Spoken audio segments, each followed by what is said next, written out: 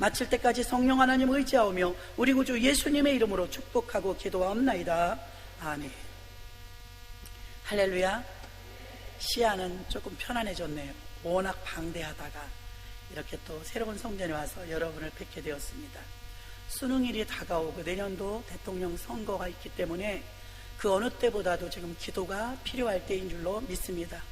1517년 10월 31일은 종교개혁이 일어났고 504년이 지났습니다. 비덴베르크 대학의 대자보를 붙여 총 95개 조항의 카톨릭에 대한 반박문을 마틴 루터가 대자보를 붙인 그 이후에 단 2주 만에 독일 전역을 휩쓸었고 유럽과 구라파 전체를 이 95개 조항으로 종교개혁의 점화 역할을 감당하는데 2달밖에 걸리지 않았습니다. 16세기에 대전환점을 일으켰던 종교개혁에 마틴 루터의 정신이 있습니다. 오직 성경, 오직 예수, 오직 은혜, 오직 믿음, 오직 하나님께 영광, 파이브 솔라라고 해서 5가지의 슬로건을 가지고 종교개혁에 강행하게 되었습니다. 이때는 교황 10세를 통하여서 레오 10세를 통하여서 마침 베드로 성당을 짓고 있던 때라서 이 건축비가 워낙에 많이 들어가다 보니까 면제권, 속죄권을 파는 그런 엉터리 같은 시대였습니다. 이때는 바로 종교가 많이 타락했고 탈교회의 모습을 가고 있었던 때였습니다. 성경을 벗어난 종교가 극도로 타락했던 때 하나님은 개신교회를 준비하셨고 작은 종 마틴 루터를 통해서 오늘날 우리가 다니고 있는 이 교회가 세워진 줄로 믿습니다. 오늘 본문은 우리가 사무엘상 7장 3절부터 읽었는데요, 1장부터 읽어보면 우상 숭배로 인하여서 하늘문이 닫혔던 현 상태를 말해주며 그때의 당시의 제사장은 엘리 제사장이었다는 걸 여러분도 아실 것입니다. 엘리 제사장은 성령 충만하지 않았습니다. 기도하지 않았습니다. 그는 기득권을 가지고 있었지만 그에게는 영역이 나타나지 않았습니다. 그때에는 하나님의 영광이 나타나지 않고 하나님의 이상이 흔히 나타나지 않던 때라고 했습니다. 성경이 그렇게 말씀하실 때는요, 이미 종교계가 타락하고 있었다는 것을 말해주고 있습니다.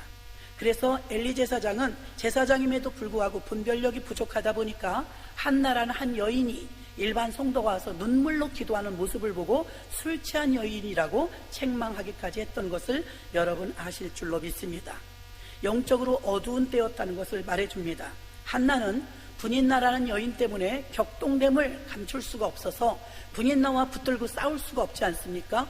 그에게는 아이가 없었고 분인나는 소생을 얻었습니다.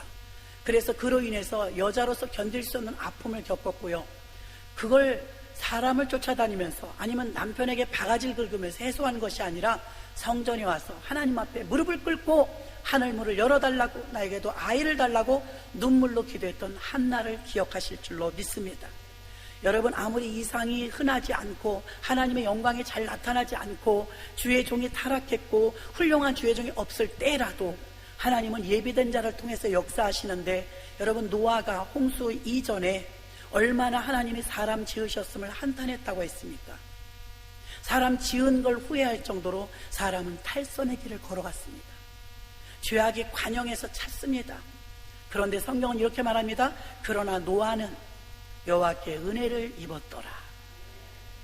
아무리 희귀하고 깜깜한 세상 속에 부정과 불법이 판을 치고 있어도 하나님이 은혜 받을 자는 있다는 사실을 아시기를 바랍니다.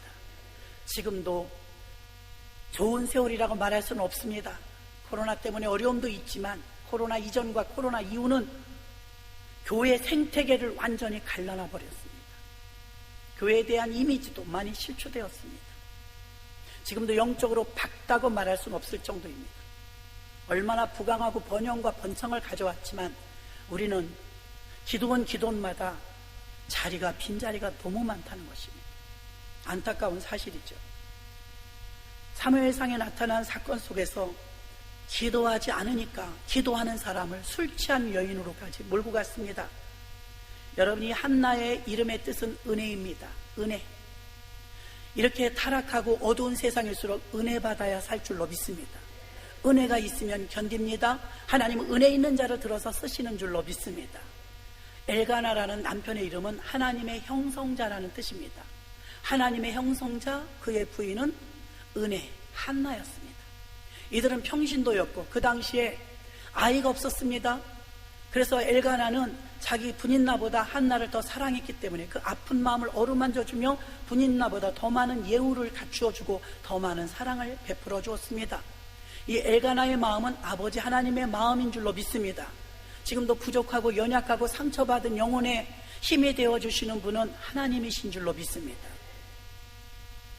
이때 엘리 제사장 때는요, 종교적으로도 타락했고 주의 종들도 타락했으며 백성들도 타락했습니다. 국가도 타락한 아주 암울한 시대였습니다.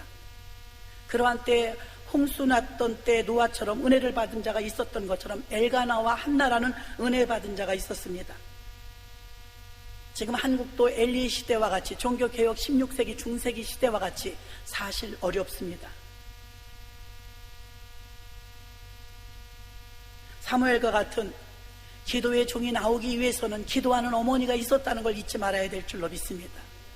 엘리 제사장 같이 기도하지 아니하면 사울왕과 같은 자가 나올 수밖에 없습니다. 아무리 정치를 좌편에 쓰고 우편에 쓴다고 이기고 싸우는 것이 아니라 여러분, 하나님 편에 선 자가 없다면, 결국 기도하는 자가 없다면, 사무엘처럼 한나처럼 나라를 위해서 또 하나님의 성전에 나와서 기도하는 자가 없다면, 여전히 탈교의 모습으로 비대면의 모습으로 우리가 갖추고 있다면 여러분, 사울왕은 당연하게 나오는 것입니다. 그럼 그 일상생활에서 우리 삶에 그대로 적용될 것입니다. 그러나 하나님은 기대하는 곳이 있었으니 누구였느냐? 한나가 있었고 눈물의 기도를 통하여서 기도하는 종 사무엘이 탄생한 줄 믿습니다. 사무엘 시대가 열리니까 사무엘은 언제나 기도하는 자였고 어린 나이부터 언제나 기도했습니다. 하나님의 음성에 민감했으며 하나님의 성전에 있기를 즐겨했습니다. 사무엘은 비대면을 드리는 자가 아니요 대면하는 자였는 줄로 믿습니다. 하나님의 음성을 직접 듣는 자였고 언제나 하나님 앞에 무릎 꿇어 기도하는 자였고 그는 기도를 쉬면 그것이 죄라고까지 말하였습니다. 우리가 사무엘과 같이 기도하는 종이 생겨나면 영적으로 깨어있는 종들이 많고 교회 성도님들과 직분자들이 깨어서 사무엘처럼 기도하면 다윗 왕의 시대가 열리는 것입니다. 다윗 왕은 하나님과 뜻이 합한 사람이요 하나님 앞에 찬양하고 기도하고 마음이 같이 하나님께 온전히 영광을 올리면 자신이 왕이지만 하나님을 만왕의 왕이라고 외쳤던 겸손한 사람이었습니다. 사울왕의 시대가 끝나고 새 시대가 왔는데 다윗 왕의 시대가 열리면서 통일의 왕국을 이루고 태평성대를 누리며 그 땅에 평화가 온 줄로 믿습니다. 진정한 나라와 민족을 아끼고 사랑한다면 저와 여러분들이 엘가나와 한나처럼 사무엘처럼 깨워서 성전에서 기도해야 될 줄로 믿습니다. 기도를 멈춘다면 우리는 사울왕을 맛보게 될 것입니다. 우리가 깨워서 기도한다면 우리는 다윗 왕의 시대를 맛보게 될 줄로 믿습니다. 지금은 우리가 참으로 중요한 시기에 서 있는 줄로 믿습니다. 이스라엘의 종교 타락과 우상과 불법 그리고 죄가 엘가나와 한나와 같은 깨어있는 자가 있었음에도 불구하고 그 대다수의 많은 사람들은 깨어있지 못하고 종교가 타락하고 주의 종들이 타락하고 지도자들이 타락하고 백성들이 타락하고 있었다는 것입니다. 하나님은 지금도 그때처럼 엘가나와 한나와 같은 자를 찾고 또 찾으십니다. 누가 우리를 위하여 갈고 누가 이때를 위하여 기도할고 누군가가 깃발을 잡고 그렇게 승리할 때까지 기도할고 그런 기도한 자들을 통하여서 하나님은 다윗을 예비하셨고 한나의 눈물의 기도를 통하여 사무엘을 준비하신 줄 믿습니다. 엘가나 집안은 기도하며 낳은 사무엘을 하나님께 드렸고요 그 후에도 하나님은 오남매의 축복을 주셨습니다. 국가적으로 나라적으로 어려운 때였지만 엘가나와 한나의 가정은 계속해서 승승장구 축복의 반열에 들어간 줄로 믿습니다. 저는 첫 번째로 엘리의 때가 어느 때였는가를 여러분에게 조명해 드리는 것입니다. 엘리의 아들들은 성경에 불량자라 그랬습니다. 불량자이면 아버지 제사장이 혼내야 되는데 올바로 가르쳐야 되는데 내 귀에 들리는 게 소문이 좋지 않도다. 다그치거나 훈계하거나 가르치지 못했습니다. 그들이 얼마나 탈선의 길을 걸어갔냐면 주의 종의 자녀임에도 불구하고 예배를, 제사를 경홀히 여겼습니다. 하나님께 올려야 될 제물을 먼저 손댔습니다. 꺼리낌이 없었습니다. 주의 종의 자녀였는데도 불구하고 예배를 얼마나 우습게 여겼냐면 제사를 소홀히 여겼어요. 하나님께 먼저 드려져야 될 제물을 손댔다는 것은 있을 수 없는 일입니다. 어찌 감히 그런 일을 할 수가 있습니까? 그 정도로 마음이 타락했습니다. 여러분, 의외로 주의 종들과 직분자들의 가정의 자녀들이 탈선의 길을 걸어가는 자녀가 많습니다. 예배를 우습게 여깁니다. 하나님도 우습게 여깁니다. 홈리와 비느하스라는 엘리 제사장의 두 아들은 한날 한시에 죽습니다. 그 소식을 듣고 그의 자부도 아이를 낳다 죽고, 나이가 많고 뚱뚱하여 의자에서 내려오다 발을 헛디뎌 엘리 제사장은 목이 부러져 죽는 비참한 가문으로 몰락해버렸습니다.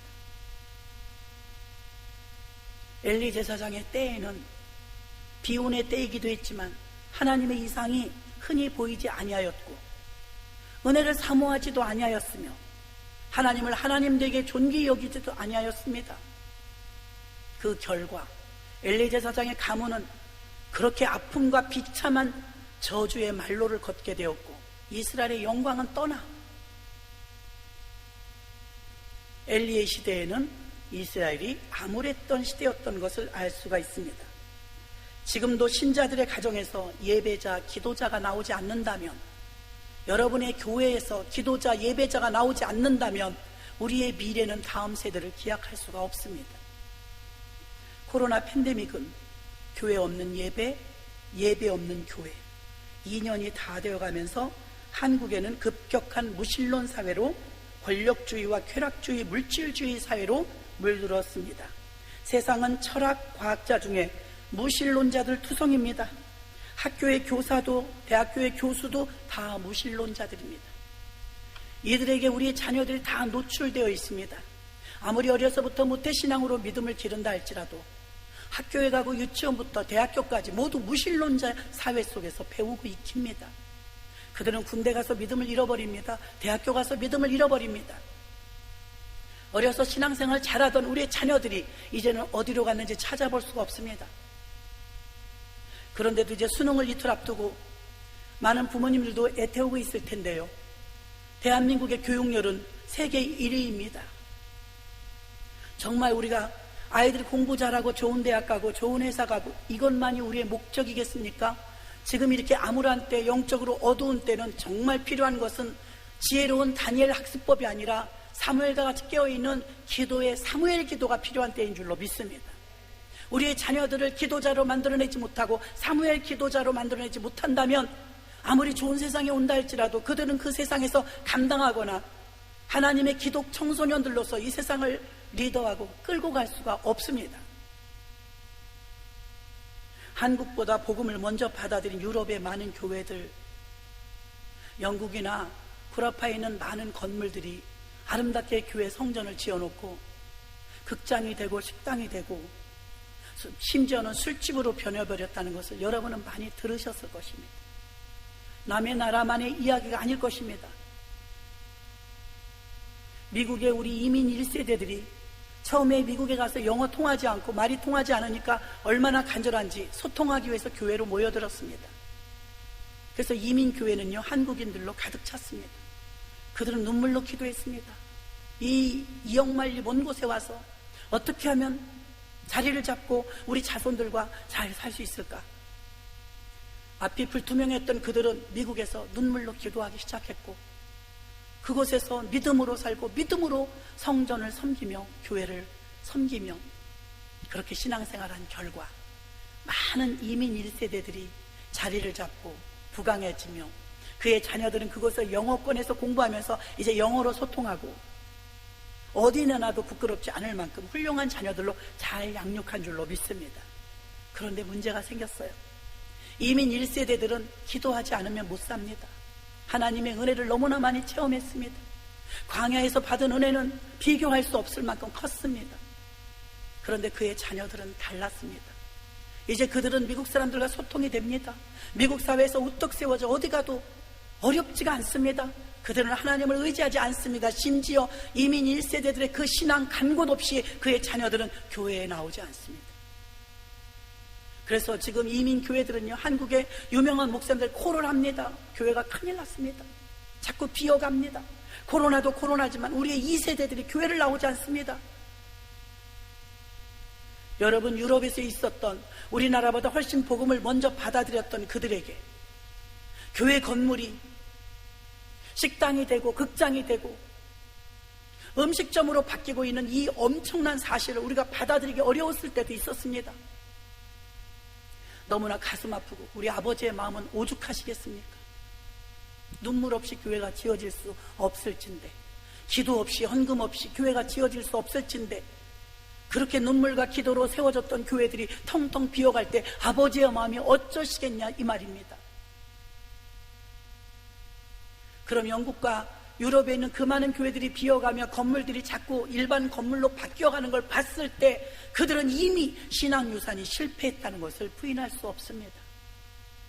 한국 교회는 안녕하십니까? 여러분들의 교회들도 안녕하십니까? 기독교 신문인 크리스찬 투데이에 지지난주에 이번 1년 9개월 동안 코로나를 통해서 한국교회에 엄청난 타격을 가했는데, 언론과 여론도 문제이지만 교회 교인들이 반석에 세운 신앙인지 모래 위에 세운 신앙인지 극렬하게 드러나고 말았습니다.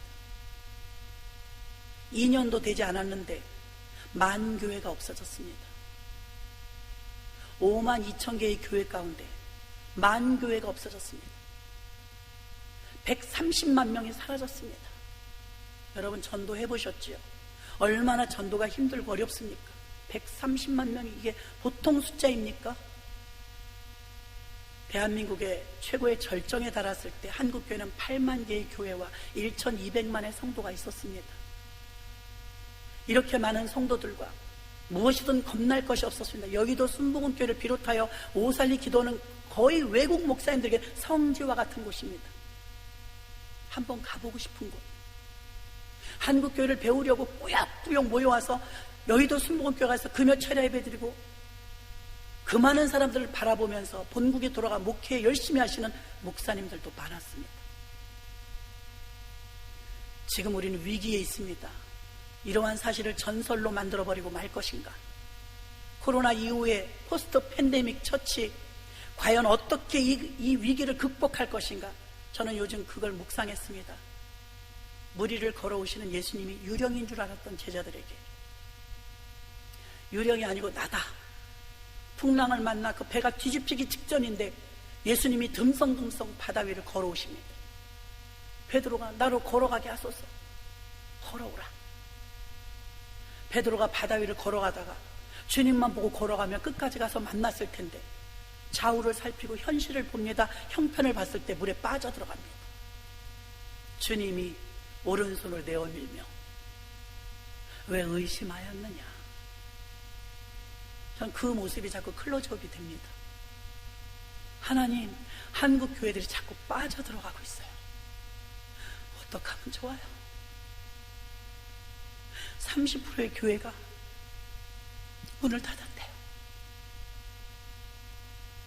주님은 오른손을 내미시면서 잡아 일으켜 배 위로 올려주고 싶으실 것입니다.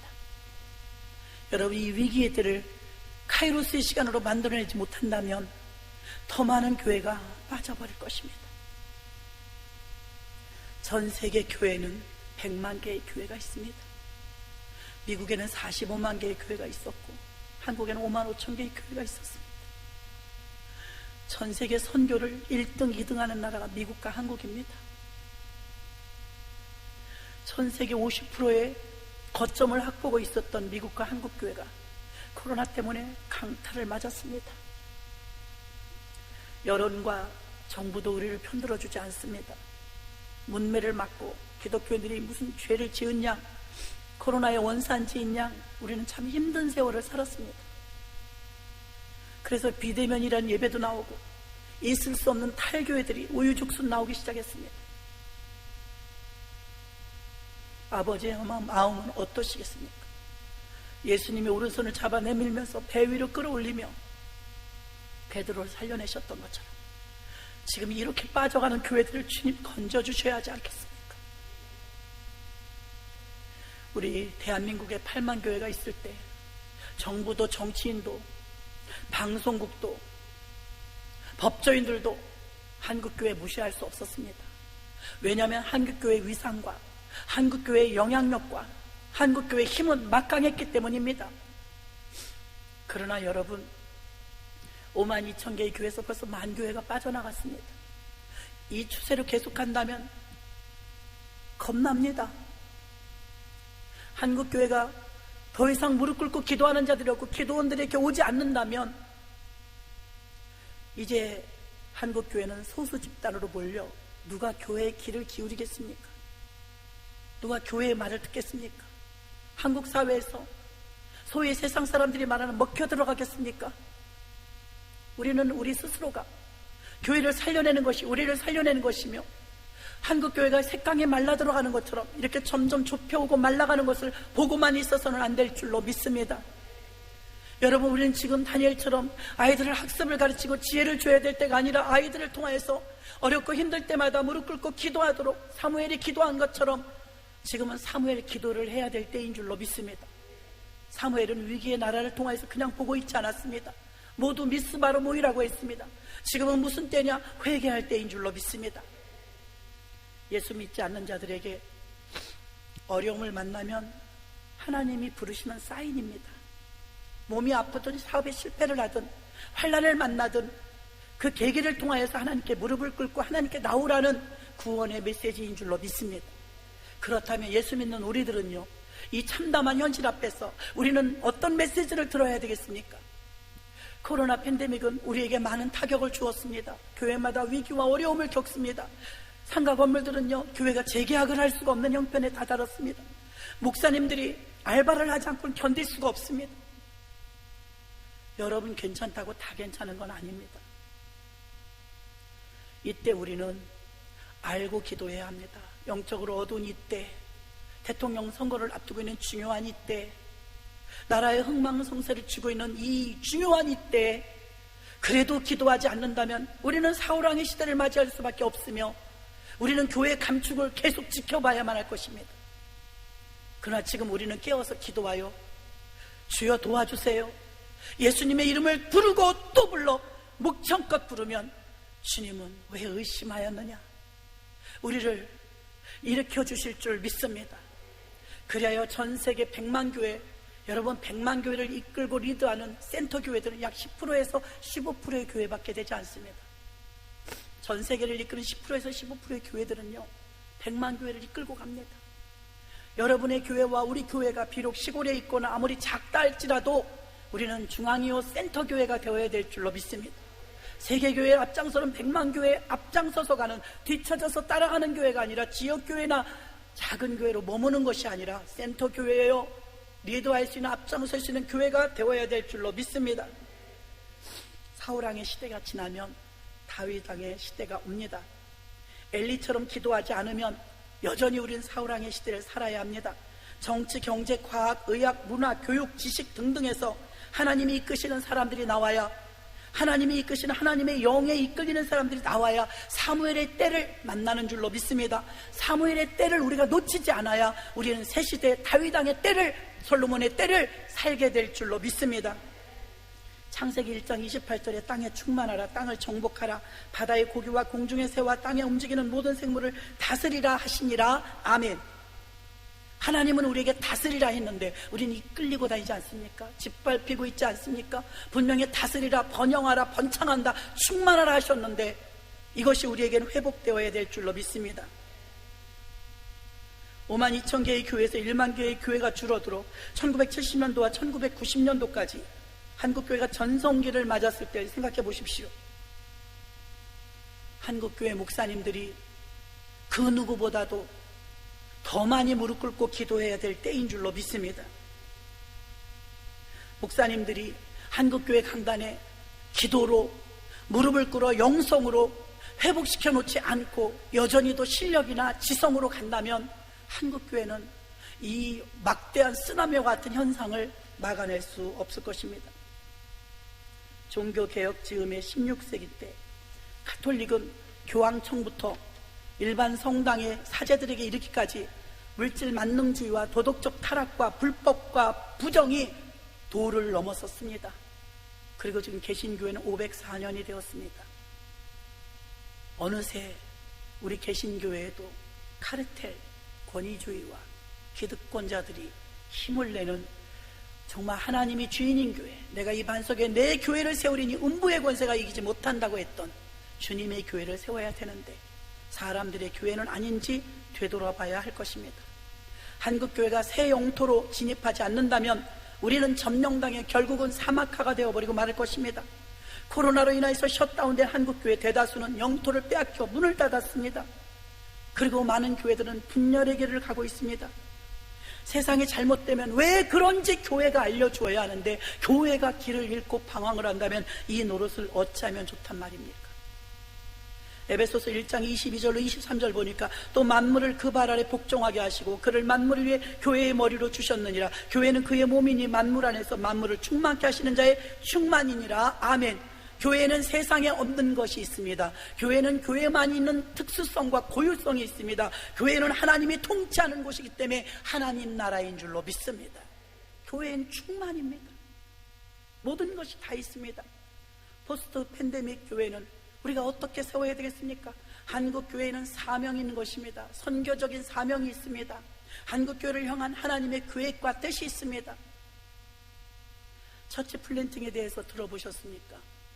처치 플랜팅은 세계 127개국이 채택한 세계 기독교 속에 고기가 풍성하게 많고 물이 풍성하게 넘치는 엔게디에서 에네글라임까지 금을 치는 곳이 되는 아주 여유롭고, 한국교회가 이토록 부흥이 어렵고 교회가 어렵다고 하지만 세계적인 추세는 아닙니다. 여러분, 전 세계 교회는 지금 엄청나게 부흥하고 있습니다.